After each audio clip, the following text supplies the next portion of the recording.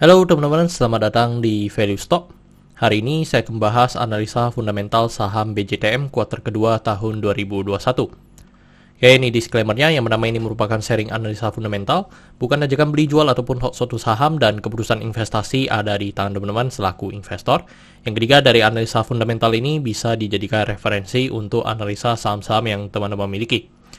Oke, pertama-tama kita masuk ke bisnis model dari saham BJTM ini. Untuk kegiatan usahanya bergerak di bidang usaha perbankan, jadi untuk sumber income-nya berasal dari pendapatan bunga atau interest income.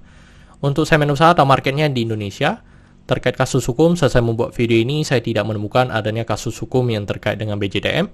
Untuk kepemilikan saham dimiliki oleh Pemda Jatim sebesar 51,13%, 38 Pemda Kota sebesar 28,35%, dan masyarakat sebesar 20,52%.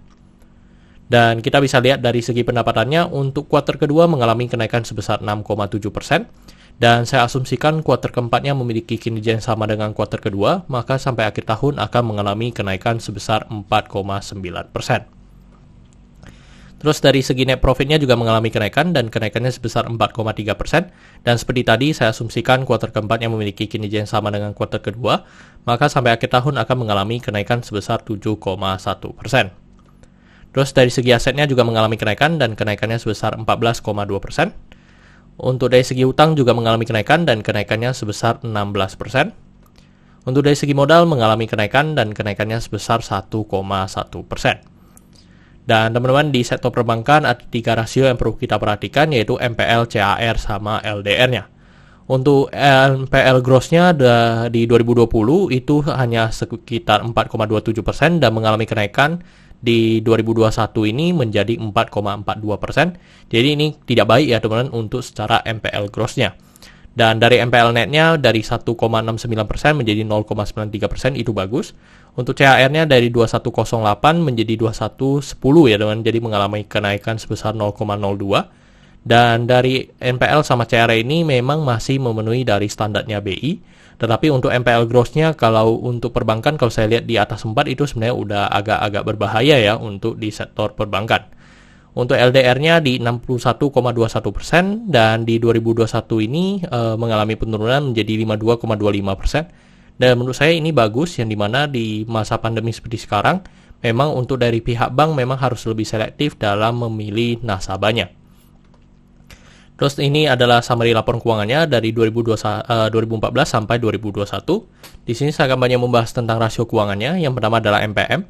Untuk 2021 ini MPM-nya di 25,11% dan merupakan MPM yang paling tinggi dari 2014 sampai 2021. Untuk dari segi EPS juga merupakan EPS paling tinggi di 108 dan membuat PER-nya di 6,63 kali. Untuk dari segi PER ini merupakan PER yang paling rendah ya teman-teman, yang dimana yang sebelum-sebelumnya masih di atas 7 ya teman-teman. Terus untuk dari segi book value sekarang di 680 dan membuat PBV-nya di 1,05 kali.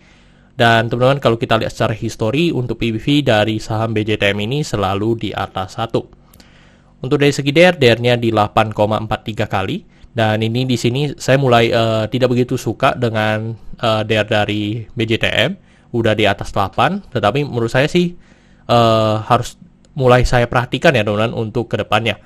Terus untuk dari segi ROE-nya di 15,86%. Untuk dari segi ROA di 1,68%.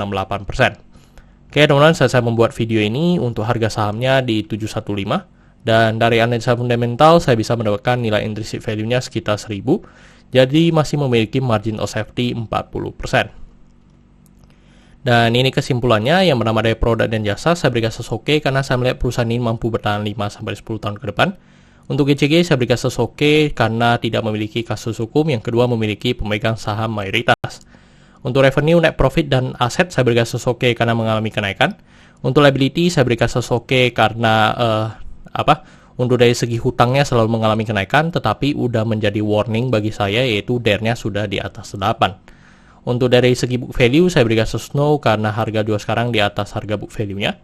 Untuk sektor saya berikan oke karena masih memenuhi dari standarnya BI, tetapi juga saya perhatikan karena dari segi MPL-nya sudah mengalami kenaikan. Untuk ROE saya berikan oke karena di atas 9% atau 2 kali bunga deposito yang saya anut. Untuk margin of safety saya berikan oke karena positif. Untuk dividen saya berikan oke karena selama 5 tahun terakhir untuk BJTM cukup royal membagikan dividen kepada investornya. Oke teman-teman, jadi kesimpulannya adalah 10/11 dan pertanyaannya adalah apakah saya akan membeli saham BJTM ini. Jadi jika teman-teman sudah ikut video saya sebelum-sebelumnya terkait BJTM, untuk BJTM ini saya sudah memiliki posisi ya teman-teman. Dan untuk sekarang saya malahan mau average lagi kalau harganya di bawah 700.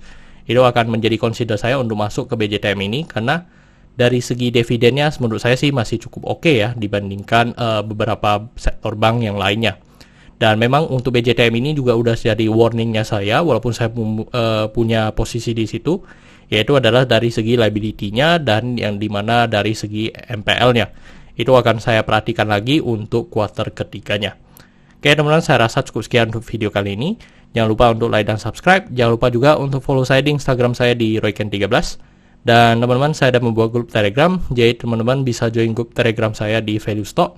Untuk linknya teman-teman bisa dapatkan di deskripsi di bawah. Dan jika teman-teman ada kode saham yang ingin saya buatkan analisa seperti ini, silahkan tinggalkan di kolom komentar untuk kode sahamnya. Oke teman-teman, see you in the next video. Bye-bye.